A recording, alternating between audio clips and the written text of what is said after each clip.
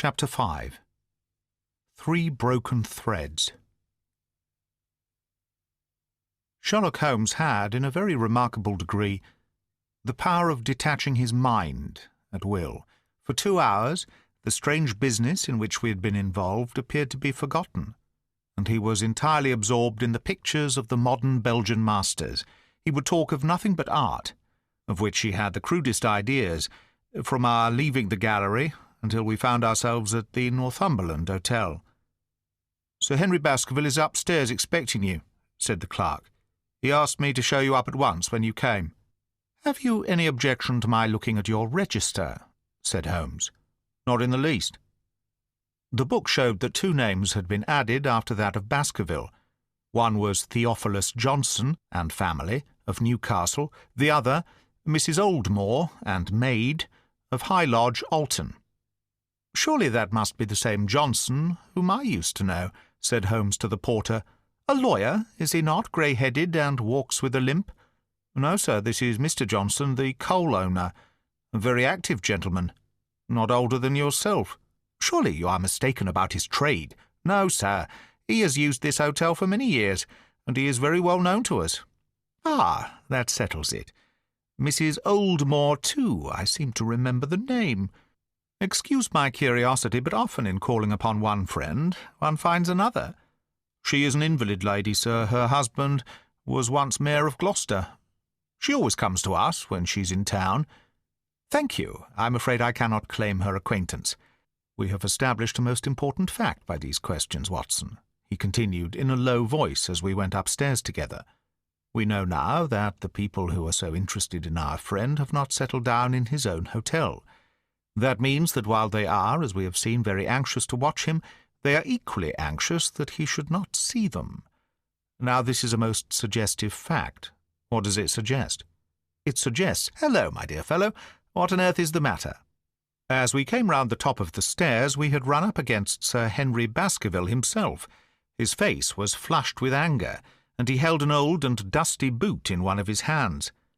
So furious was he that he was hardly articulate, and when he did speak it was in a much broader and more Western dialect than any which we had heard from him in the morning. "Seems to me they're playing me for a sucker in this hotel. They'll find they've started in to monkey with the wrong man unless they are careful.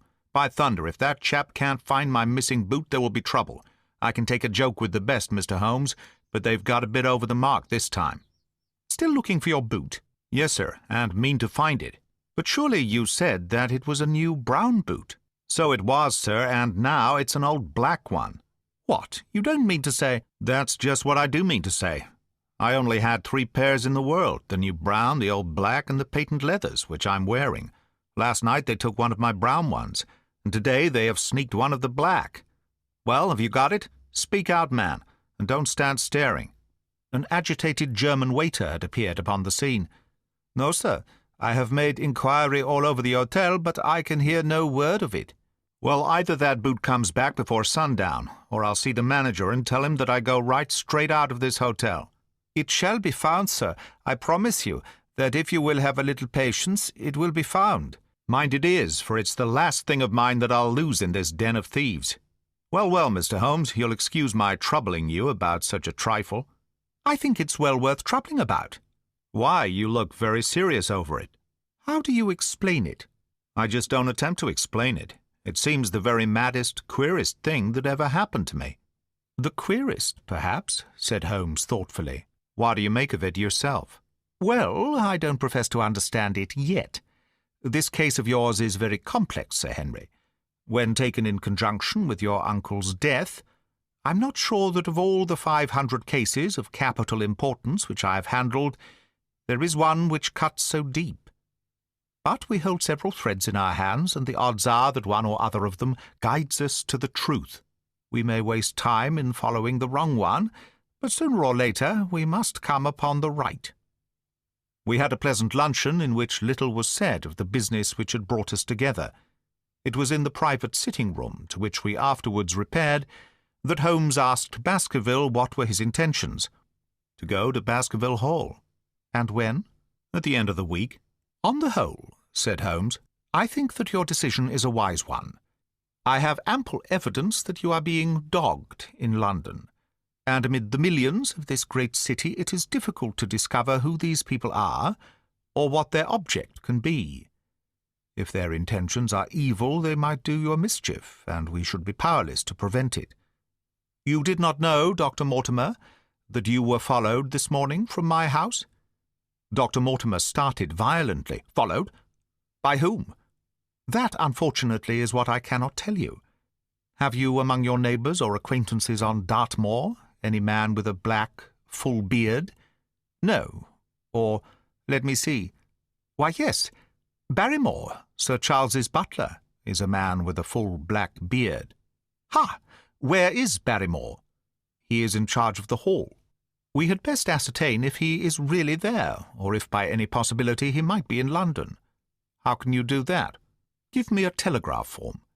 "Is all ready for Sir Henry? That will do. Addressed to Mr. Barrymore, Baskerville Hall." "What is the nearest telegraph office?" "Grimpen. Very good. We will send a second wire to the postmaster, Grimpen. Telegram to Mr. Barrymore to be delivered into his own hand.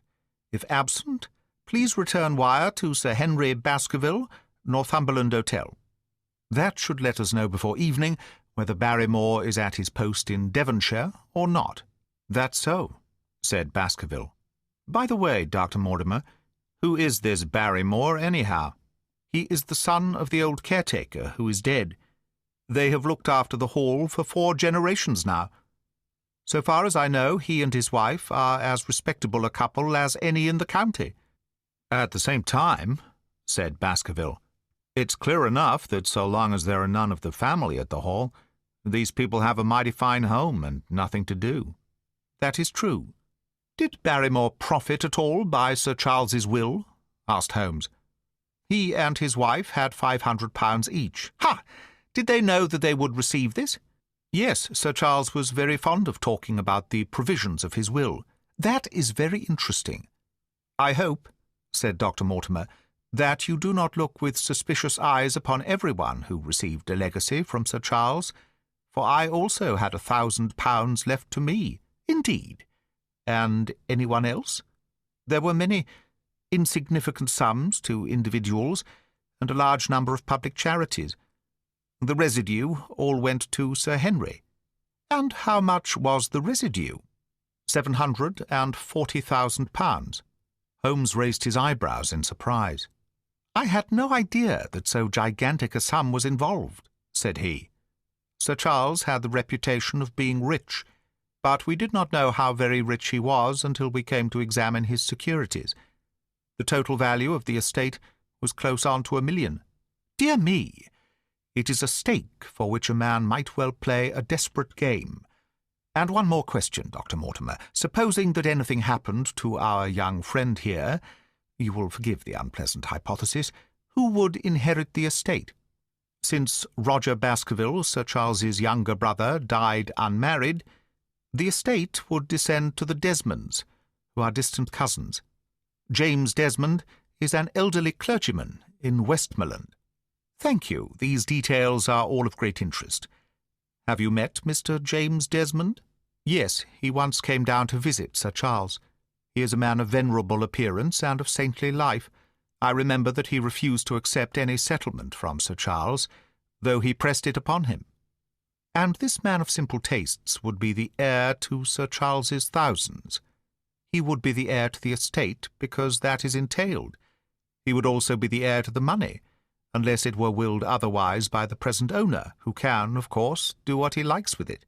And have you made your will, Sir Henry?" "No, Mr. Holmes, I have not. I've had no time, for it was only yesterday that I learned how matters stood. But in any case I feel that the money should go with the title and estate. That was my poor uncle's idea. How is the owner going to restore the glories of the Baskervilles if he has not money enough to keep up the property? House, land, and dollars must go together." "Quite so. Well, Sir Henry, I am of one mind with you as to the advisability of your going down to Devonshire without delay. There is only one provision which I must make. You certainly must not go alone." "Dr. Mortimer returns with me." "But Dr. Mortimer has his practice to attend to, and his house is miles away from yours. With all the good will in the world, he may be unable to help you. No, Sir Henry. You must take with you someone, a trusty man, who will be always by your side. Is it possible that you could come yourself, Mr. Holmes? If matters came to a crisis, I should endeavour to be present in person. But you can understand that with my extensive consulting practice, and with the constant appeals which reach me from many quarters, it is impossible for me to be absent from London for an indefinite time. At the present instant, one of the most revered names in England is being besmirched by a blackmailer, and only I can stop a disastrous scandal. You will see how impossible it is for me to go to Dartmoor. Whom would you recommend, then? Holmes laid his hand upon my arm. If my friend would undertake it, there is no man who is better worth having at your side when you are in a tight place. No one can say so more confidently than I. The proposition took me completely by surprise. But before I had time to answer, Baskerville seized me by the hand and wrung it heartily. "Well, now, that is real kind of you, Dr. Watson," said he. "You see how it is with me, and you know just as much about the matter as I do. If you will come down to Baskerville Hall and see me through, I'll never forget it." The promise of adventure had always a fascination for me, and I was complimented by the words of Holmes and by the eagerness with which the baronet hailed me as a companion. "I will come with pleasure," said I. "I do not know how I could employ my time better." "And you will report very carefully to me," said Holmes. "When a crisis comes, as it will do, I will direct how you shall act. I suppose that by Saturday night all might be ready?" "Would that suit, Dr. Watson?" "Perfectly. Then on Saturday, unless you hear to the contrary, we shall meet at the 10:30 train from Paddington." We had risen to depart when Baskerville gave a cry of triumph, and diving into one of the corners of the room, he drew a brown boot from under a cabinet. "My missing boot!" he cried. "May all our difficulties vanish as easily," said Sherlock Holmes. "But it is a very singular thing," Dr. Mortimer remarked. "I searched this room carefully before lunch." "And so did I," said Baskerville. "Every inch of it. There was certainly no boot in it then. In that case the waiter must have placed it there while we were lunching." The German was sent for, but professed to know nothing of the matter, nor could any inquiry clear it up. Another item had been added to that constant and apparently purposeless series of small mysteries which had succeeded each other so rapidly. Setting aside the whole grim story of Sir Charles's death, we had a line of inexplicable incidents, all within the limits of 2 days, which included the receipt of the printed letter, the black-bearded spy in the hansom, the loss of the new brown boot, the loss of the old black boot, and now the return of the new brown boot. Holmes sat in silence in the cab as we drove back to Baker Street, and I knew from his drawn brows and keen face that his mind, like my own, was busy in endeavouring to frame some scheme into which all these strange and apparently disconnected episodes could be fitted. All afternoon and late into the evening he sat lost in tobacco and thought. Just before dinner 2 telegrams were handed in. The first ran, "Have just heard that Barrymore is at the Hall. Baskerville." The second, "Visited 23 hotels as directed, but sorry to report unable to trace cut sheet of times. Cartwright." There go 2 of my threads, Watson. There is nothing more stimulating than a case where everything goes against you. We must cast round for another scent. We have still the cabman who drove the spy. Exactly. I have wired to get his name and address from the official registry. I should not be surprised if this were an answer to my question. The ring at the bell proved to be something even more satisfactory than an answer, however, for the door opened and a rough-looking fellow entered, who was evidently the man himself. "I got a message from the head office that a gent at this address had been inquiring for number 2704, said he. "I've driven my cab this 7 years and never a word of complaint. I came here straight from the yard to ask you to your face what you had against me."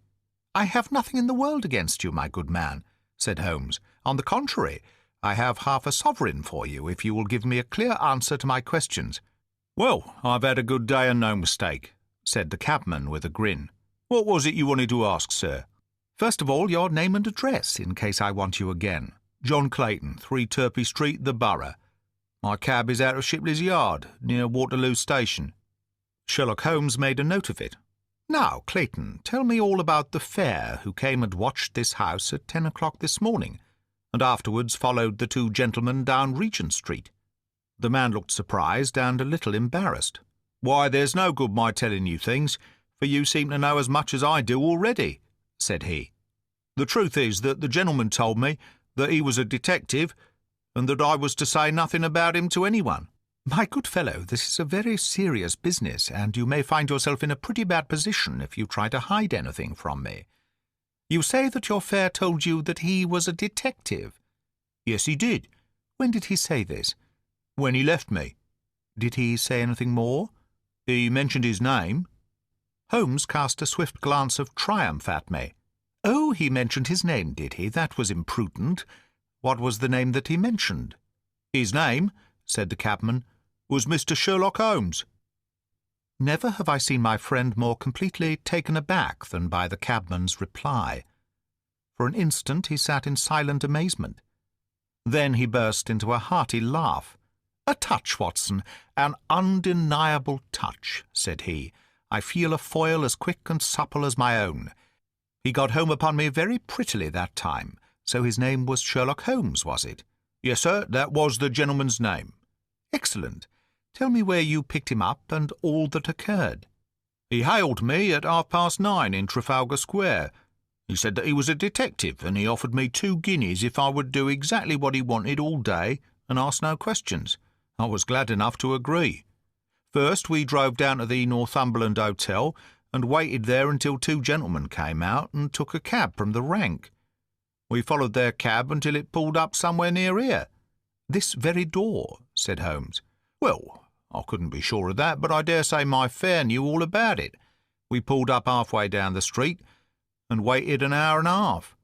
Then the 2 gentlemen passed us, walking, and we followed down Baker Street and along—" "I know," said Holmes. "Until we got 3/4 down Regent Street. Then my gentleman threw up the trap, and he cried that I should drive right away to Waterloo Station as hard as I could go. I whipped up the mare, and we were there under the 10 minutes. Then he paid up his 2 guineas like a good un, and away he went into the station. Only just as he was leaving he turned round and he said, 'It might interest you to know that you have been driving Mr. Sherlock Holmes.' That's how I come to know the name." "I see. And you saw no more of him?" "Not after he went into the station." "And how would you describe Mr. Sherlock Holmes?" The cabman scratched his head. "Well, he wasn't altogether such an easy gentleman to describe. I'd put him at 40 years of age, and he was of a middle height, 2 or 3 inches shorter than you, sir. He was dressed like a toff, and he had a black beard, cut square at the end, and a pale face. I don't know as I could say more than that." "Colour of his eyes?" "No, I can't say that." "Nothing more that you can remember?" "No, sir, nothing." "Well, then, here is your half-sovereign. There's another one waiting for you if you can bring any more information. Good night." "Good night, sir, and thank you." John Clayton departed chuckling, and Holmes turned to me with a shrug of his shoulders and a rueful smile. "Snap goes our 3rd thread, and we end where we began," said he. "The cunning rascal! He knew our number, knew that Sir Henry Baskerville had consulted me, spotted who I was in Regent Street, conjectured that I had got the number of the cab and would lay my hands on the driver, and so sent back this audacious message. I tell you, Watson, this time we have got a foeman who is worthy of our steel. I have been checkmated in London. I can only wish you better luck in Devonshire. But I'm not easy in my mind about it." "About what?"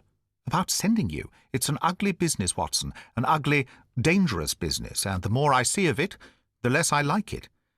Yes, my dear fellow, you may laugh, but I give you my word that I shall be very glad to have you back safe and sound in Baker Street once more."